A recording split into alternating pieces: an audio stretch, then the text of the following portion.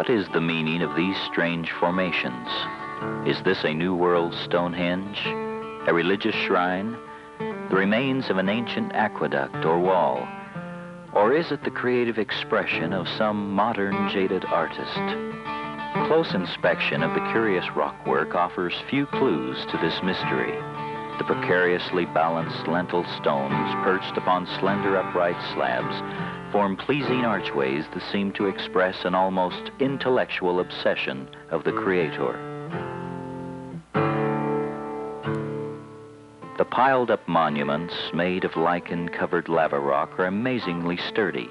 Without mortar or connecting substance, they have withstood the forces of nature for many years. What is in the mind of the stone builder who fashioned these awesome structures, bringing life to the loose rock which covers the countryside? The major grouping of fence-like monuments sits high on a prominent knoll overlooking patches of white bold aspens and sage-covered gullies.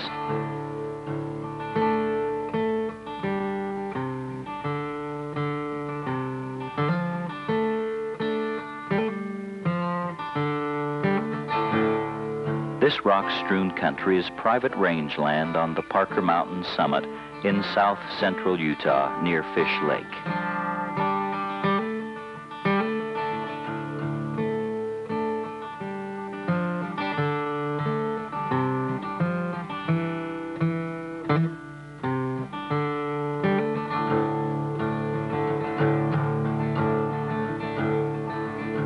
As though guarding the rockwork in its secret, a sheepherder's faithful dog keeps a watchful eye on the flocks that graze nearby on the late summer's grass.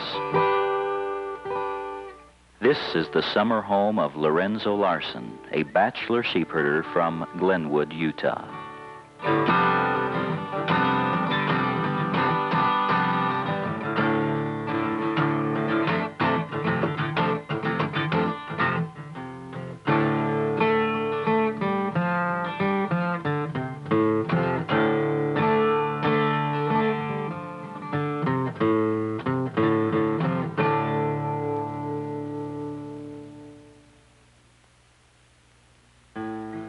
Fella's got to go out and gets tired of watching TV and listening to radio. He has to get out and get a little exercise, tune up his body a little, so I get out and start to pile rock. When I'm doing that, time seems just to go a lot faster. Lots of days you don't even have to leave camp, sit right there. Especially out there on Park, you see, when you're up on the knolls there. And you see there for 20 miles, 10 miles at least. Them glasses I got, spy glasses. And I can spot them sheep any place.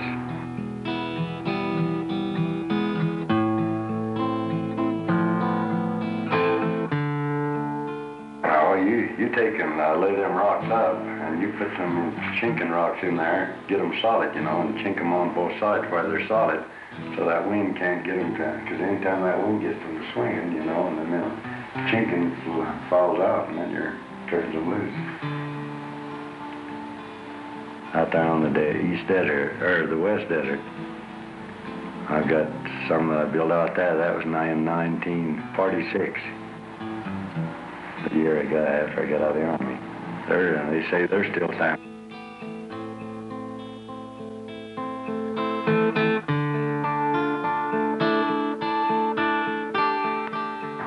I get to build two of them together that way, and then tie them together.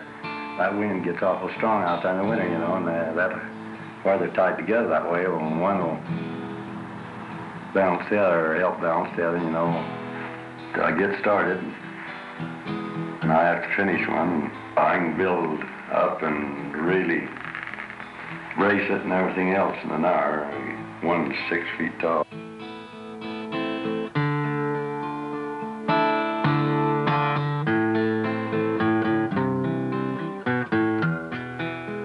The monuments, I wouldn't say that I would consider them art pieces or anything like that, but I just start building on them, and And just pastime, kind of a hobby, just kind of a half rock mason, you might say. My dad was a kind of a rock mason, and I took and started to try to take after him a little. I get around where there's some flat rocks, and I just start piling them up and making creations of all, mostly archways.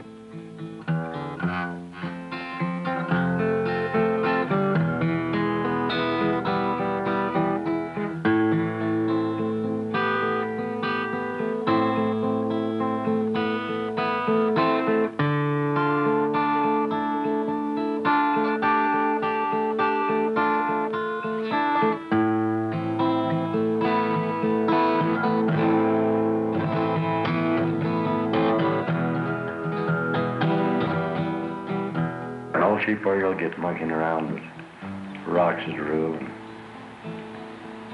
Some of them, you know, pile them up, but they'd only pile them up. That'd maybe be 2.5, 3 feet high. And I thought, well, I'll just start. And that's how I got to chinking them in there. Got to learn how to use these chink rocks and put them right straight up there.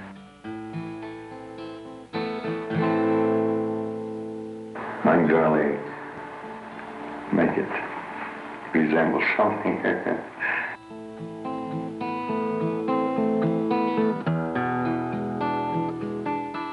Different people can see different things. You get a little monument on the hill, and some people can see one that things look like something, and another one say another. I got one that looked like a big teapot. Call that the Teapot Monument, and the dancing girls, and the old lady with the frying pan. They're just kind of odd-looking ones, you know.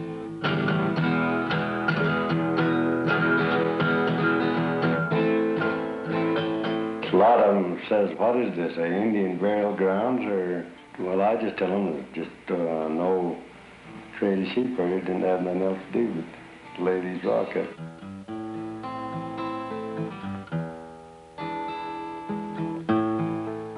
"58-year-old Larsen herds only in the summer months. In town during the winter, he spends his leisure-filled days braiding leather hackamores or carving wood. From a solid piece of quaking asp, he patiently whittled this attractive fan. After wetting the wood, each split blade was carefully bent into place and permanently secured with a string.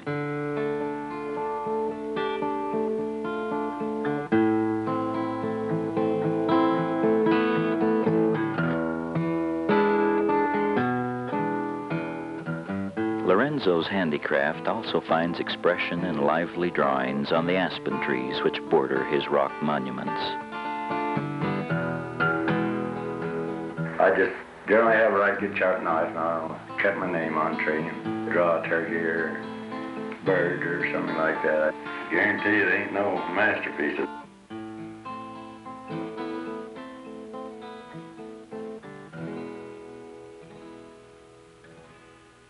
As haunting as his artistic creations is the peculiar music he sometimes plays on an aspen leaf, which he places between his tongue and teeth.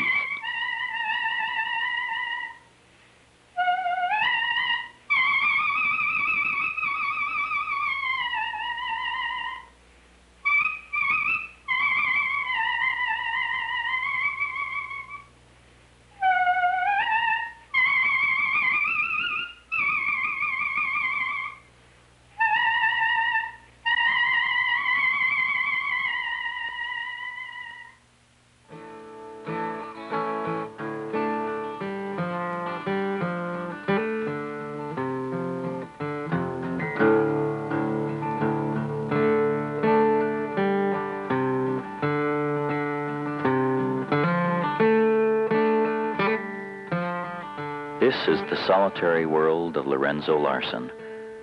Although well-read and conversant about international affairs, he maintains a complacent, unaffected attitude toward world problems and politics, and is quite content in the isolation he sets for himself each summer.